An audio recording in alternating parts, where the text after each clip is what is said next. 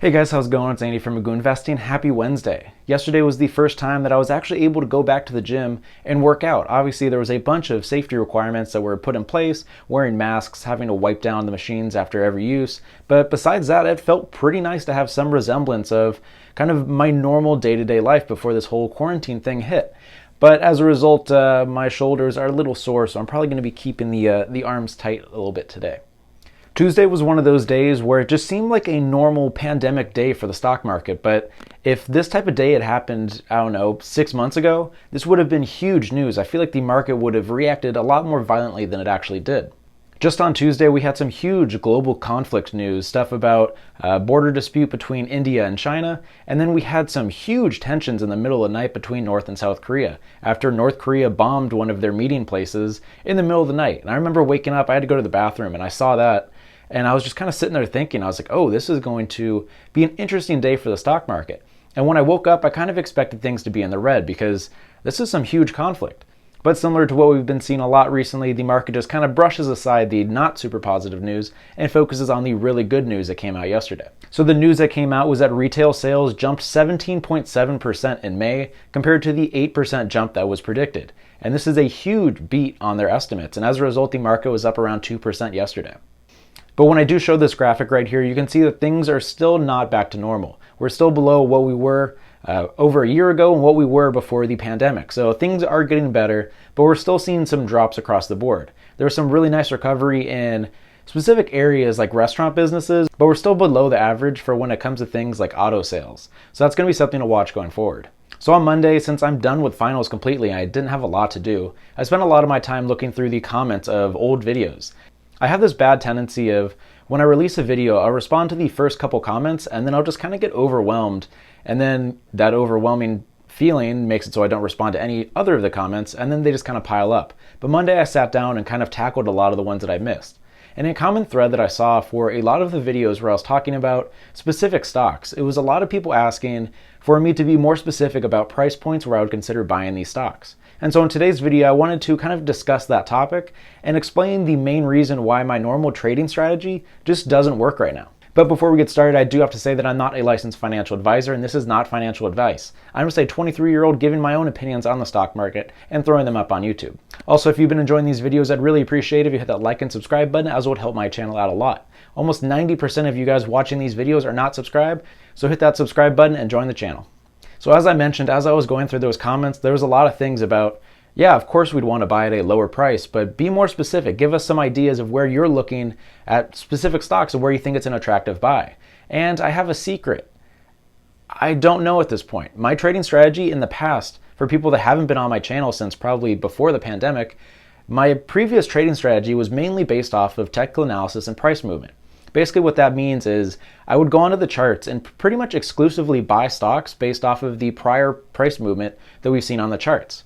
And so on this channel in the past couple months, I've really not talked about some of the buzzwords that you hear a lot on the stock market, and that's support and resistance. Those support and resistance lines are previous areas of difficulty for the price to move through. And so you can use those areas to kind of pick trades in the future. But in the past couple months, I've been using some of the more simple charts where it's just a simple line compared to the candle charts that I prefer to use because it gives you so much more information about how the stock has actually been moving instead of just the open and the close. So I kind of wanted to show an example, and I'm going to be using PayPal, which was one of, actually the first stock that I bought. It was one of those stocks that I traded for a long time. And looking at the chart right now, I kind of looked at it and figured out some support and resistance lines that I wanted to be trading in the future. And so while this is pretty general, I would try to buy down in the $70 range and then I would try to sell above 80. And so I did that a couple times over a couple month period and made around 10 to 15% on trades, probably about 5 times. And so that was fantastic. And then the stock price started moving up. But one of the beautiful things about technical analysis and setting alerts on your stock trading platform is that these areas are often respected in the future. So now as we go to present day, you can see that resistance that I charted. One of the common things you hear on the stock market is that previous resistances become supports. And so after a stock moves through a specific resistance area, it's important to look at it for a support in the future. And when we look to see where the pandemic hit and knocked the stock price down significantly, it came right down to that area. And so this was an example of my previous work and due diligence coming into play. And so once I saw it bounce off of that level, I added to my position and has almost doubled since that point. But that's not something that I could have said a couple months prior. If we saw that massive run up, I don't know if I could say with confidence that previously, before the pandemic, that I would buy if the stock hit $80. I didn't buy because it hit $80. I bought because it respected the $80 mark and pushed up. And so that's why I have this main problem with looking at the stock market right now, because you can look at any stock and say, yeah, sure, I'd like to buy it at a lower price, but there's more to stocks and investing than just the stock price. You need to know the context of why the stock has moved and kind of the overall market context. As I've been mentioning the past couple weeks, the stock market is not moving in a normal way at all. For people that haven't been around this channel for a long time, one of the things that I've often said is that I'd never buy going into earnings for a stock, even if I absolutely love the stock.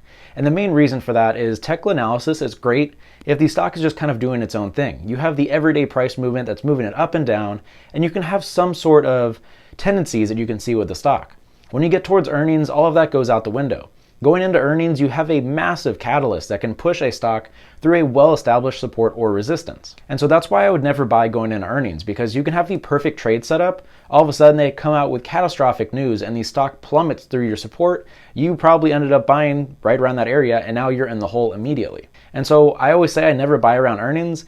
And for the past couple months, it's felt like pretty much every day in the stock market has been similar to an earnings report. On a normal day, you can look at a specific stock, and while it moves kind of in the general direction as the overall market, there's some differences between individual stocks. You can look at one retailer and it'll move slightly different than a different one, especially if there's a support and resistance into play that day. But as of right now, with how frequently we're coming out with these massive news stories, you can't really bet on the fact that a stock is going to be moving the same way as the overall market. If I was trading the way I used to, I could have a perfect trade setup. It looks like it has a 99% chance that it's going to succeed and do well. And then as I execute the trade and I hit buy, Jerome Powell comes out and says something horrible at the stock market and things fall 5%. I might have had the perfect trade setup, but because of external factors, stuff that I cannot control, the stock market fell, which dragged down the stock that I just bought. I kind of like to think about it as I'm a planner when it comes to pretty much everything in my life. And let's just say that I spent a bunch of time planning the perfect vacation. I did all the research, found the best places to go, and the times when I could buy to have the best value.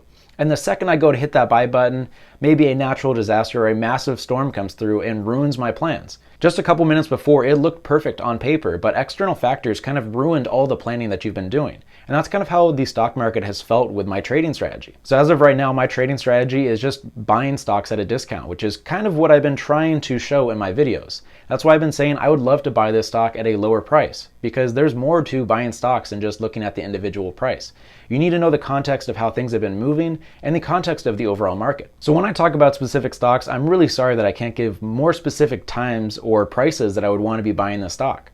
For example, when we look at Apple, which is currently trading for around $350, I mentioned in the past that I bought the stock and sold it when it hit around $200.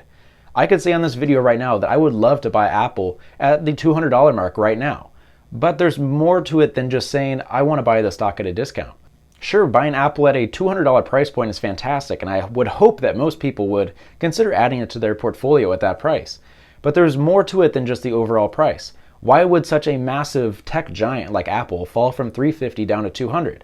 And without that information and kind of understanding why things happened, I don't feel comfortable saying out loud in a video and broadcasting it to the world that I would love to buy Apple at $200.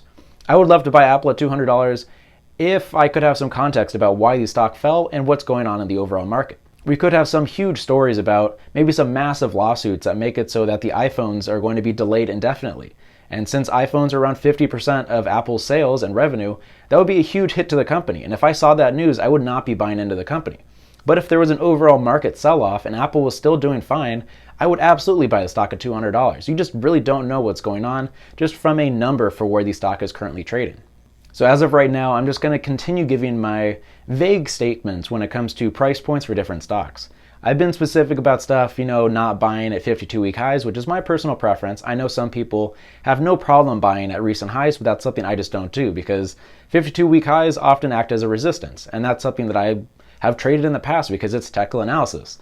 And so I stay away from that. But at this point, I would love to see the overall market sell off a little bit so I can buy stocks at a discount.